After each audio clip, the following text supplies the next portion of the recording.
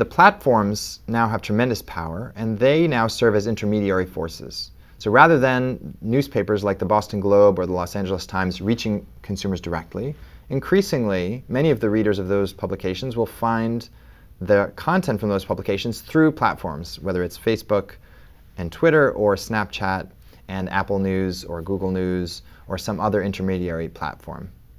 Incidentally, Amazon's Alexa, with its news reports, and Google's Home device with its news reports will add to that list of intermediaries that enable people to get their news through intermediary players rather than directly from news organizations. This emergence of these three new core technologies have led to the development of 7 categories of journalism players in this new ecosystem. The first category are the big giants. These are the New York Times, BBC, Guardian, Wall Street Journal, Washington Post type companies, Le Monde in France. These are the companies that have large international presences, large reaches, generally speaking, heritage roles in the media ecosystem, and play a dominant role in shaping the way news is created, distributed, and monetized in this new world. The second major new category of player are these platishers that I just referenced a moment ago, the Facebooks, the Snapchats of this world, who now form a dominant force in shaping how people read news and even determining what they read news through their powerful algorithms that determine what shows up in your news feed, for example. The third key player that we see now playing an increasingly important role are the curators and aggregators. These are the Drudge Reports of the world, the Skim, and other such players who essentially aggregate news from various other sources or curate news, in the case of something like Brain Pickings or Arts and Letters Daily, and provide that set of curated picks for people, providing a service much like a museum curator who doesn't create the art herself necessarily, but chooses the art. And the news curators and aggregators are playing that crucial role. With the explosion in the volume of news created, that role of curation and aggregation has become ever more important. And like the platishers, the curators and aggregators play an important role in determining what people actually consume when it comes time to reading or watching or listening to the news.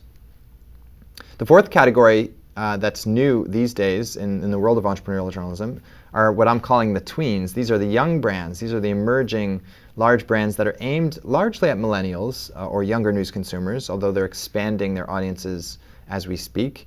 These are the brands like Vox and Vice and Mike and many others like them who are aimed at a younger news consumer, as I mentioned, and are trying to explode the existing models of how news is generated, how news is organized and categorized, and how news is distributed by using new distribution platforms, again, like Amazon's Alexa or bots in the case of Quartz and other news organizations. So that's the fourth category. The fifth category of new key players in this new news ecosystem within the world of entrepreneurial journalism are the verticals. These are the niche players who focus very narrowly and with a concentrated focus on very particular subject matters. The Information is an example of a professional news service specifically focused on technology. Skift focuses on the travel industry with a laser focus. The Trace focuses on gun control and exclusively on gun control. The Marshall Project focuses on criminal justice and the criminal justice system. So these are all projects that focus very narrowly and clearly on a single area of coverage, and they go deep into that area and develop real expertise by concentrating on that subject. And in many cases, because of their deep expertise, are able to generate value, or they're able to charge customers and sponsors who know that the conversation and the communication through those platforms will be focused on people who really care and who rely on that high quality of news and information. Next up, we have the locals. So increasingly, in place of the kinds of coverage that might have been done a generation ago by local newspapers, we have the emergence of a plethora of local news sites in cities across this country, in the US, as well as across the world, covering local news for their community. Sometimes they're called hyperlocals or microlocals. What they do is cover a very, very narrow geographic community with as much force as they can muster. In some cases, these are one-man or one-woman bands. In other cases, they're small teams of people. And they are specifically focused on geographically focused news, telling you what's happening in your local community. And that's become a really important role for them to play in the new entrepreneurial journalism ecosystem.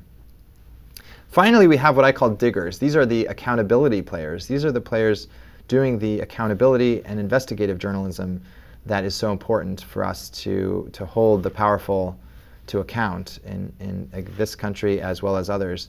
And there are now more than 100 of these efforts across the United States alone, and you can see many of them and learn more about them at the INN website, which is the Institute for Nonprofit News, and it lists key players from around the country who are making an impact by doing accountability journalism and finding ways of being sustainable even as they do so. So these are the 7 categories of new journalism players, and they're having an impact in a dramatic way on the entrepreneurial journalism ecosystem. Another way to look at this is to group them in these 5 buckets as globals, like the BBC, New York Times, Wall Street Journal players, verticals like the niche publications I mentioned earlier, social players who are relying increasingly on social distribution, curators who I mentioned, and platishers, the Facebooks and Twitters, the Snapchats of this new journalism world. And one thing that they've done is they've carved out new paths of distribution. One of the key challenges in this news ecosystem is that people get so much news thrown at them every single day, and indeed every single hour in many cases, that it's hard to reach people who are already overwhelmed. So these new players and these new categories of players have carved out new niches for distribution, either through the niche publications that they have you reading because they have professional or personal passions around them. In other words, your golf publication because you're a passionate golfer, or your professional commodities business publication because you might be a commodities trader and rely on that. So one of the new paths is through these niche publications. Another key path is through social media. So we know that most consumers are increasingly using Facebook to access news, and news organizations and the key players that we alluded to are using social to reach people. They're also using mobile through SMS messaging, for example, and other narrowcasting through apps like WhatsApp and other messaging apps. They're reaching people across national borders, so publications from the US are reaching people abroad, and publications from a variety of European countries are reaching news consumers around the world. The global spread of news has dramatically increased.